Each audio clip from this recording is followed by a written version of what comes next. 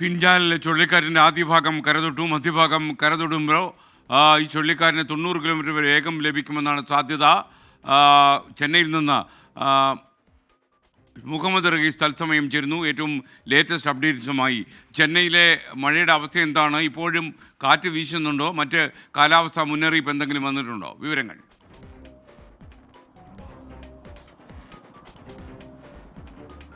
SKN 10 minute കൂടി കഴിഞ്ഞ് 10 മണിക്കാണ് അടുത്ത കാലാവസ്ഥ അലേർട്ട് വരുന്നത്. അപ്പോൾ ഏതൊക്കെ ജില്ലകളിൽ റെഡ് അലേർട്ട്, ഏതൊക്കെ ജില്ലകളിൽ ഓറഞ്ച് അലേർട്ട് എന്നുള്ള കൃത്യമായ വിവരം ലഭിക്കും. അല്പസമയം മുമ്പ് നമ്മൾ ചെന്നൈ കോർപ്പറേഷൻ മേയർ പ്രിയയുമായി സംസാരിച്ചിരുന്നു.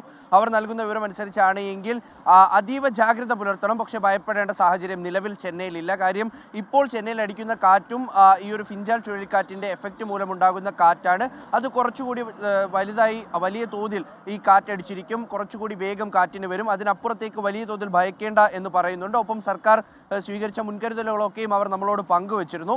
അതിനുശേഷം ഇപ്പോൾ ഏറ്റവും പ്രധാനപ്പെട്ട ഒരു അലേർട്ടായി വരുന്നത് ചെങ്കൽപ്പെട്ട് മുതൽ കടലൂർ വരെയുള്ള ഈ തീരദേശ മേഖലകളിൽ ഇനി അടുത്ത 1 മണിക്കൂർ അതിശക്തമായ കാറ്റായിരിക്കും. ഈ മേഖലയിൽ പ്രധാനമായും ശ്രദ്ധ കേന്ദ്രീകരിക്കണം എന്നുള്ളൊരു നിർദ്ദേശം എന്നുള്ളൊരു കാര്യമാണ് ഇപ്പോൾ പുറത്തു വരുന്നത്. അത്തരത്തിലുള്ള ഒരു മുന്നറിയിപ്പ് ലഭിക്കുന്നുണ്ട്. അപ്പോൾ ചെങ്കൽപ്പെട്ട് മുതൽ കൂടല്ലൂർ വരെയുള്ള ഈ തീരദേശ മേഖലകളിലാകെ സത്യത്തിൽ ഇപ്പോൾ വലിയ തോതിലുള്ള ആശങ്കയുണ്ട്. ഒപ്പം തന്നെ കടുത്ത ജാഗ്രതാ നിർദ്ദേശവും നൽകിയിട്ടുണ്ട്. കാറ്റിൻ്റെ തോത് കഴിഞ്ഞ 1 മണിക്കൂറിൽ തന്നെ ക്രമാനുഗതമായി വർദ്ധിച്ചിട്ടുണ്ട്. അപ്പോൾ അത് ഇനിയും കുറച്ചുകൂടി കൂടും. ശരിക്കും ഒരു 3 മണിക്കൂർ, ഈ ഒരു അടുത്ത 3 മണിക്കൂറിനുള്ളിൽ കാറ്റിൻ്റെ പ്രശ്നം അവസാനിക്കും. പിന്നീട് പകൽ നല്ല മഴയുണ്ടാകും. നാളെ പുലർച്ചെ വരെ മഴയുണ്ടാകുമെന്നാണ് പറയുന്നത്. ചെന്നൈയിൽ അല്പസമയമായി മഴ മാറി നിൽക്കുന്നുണ്ട്, പക്ഷേ കാറ്റടിക്കുന്നുണ്ട്. മറീന ബീച്ചിലേക്കുള്ള വഴി ക്ലോസ് ചെയ്തിട്ടുണ്ട്. ചെന്നൈയിൽ ഏറ്റവും പ്രധാനമായി, മാത്രമല്ല ചെന്നൈയിലും അടുത്തുള്ള പ്രദേശങ്ങളിലുമൊക്കെയും ഏറ്റവും പ്രധാനമായിട്ട് ഈ ഇടറോഡുകൾ, ലിങ്ക് റോഡുകളൊക്കെ തന്നെയും അടച്ചിട്ടുണ്ട്.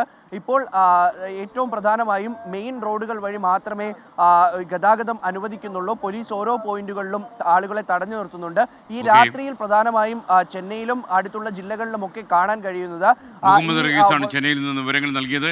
എന്തായാലും നാളെ രാവിലെ വരെ അനാവശ്യമായി ആളുകൾ പുറത്തിറങ്ങരുത് എന്ന് മുന്നറിയിപ്പ് വന്നിട്ടുണ്ട്. അതുപോലെ ചെന്നൈയിലെ വിമാനത്താവളം നാളെ രാവിലെ പുലർച്ചെ 4 മണി വരെ അടച്ചിട്ടിരിക്കുകയാണ്.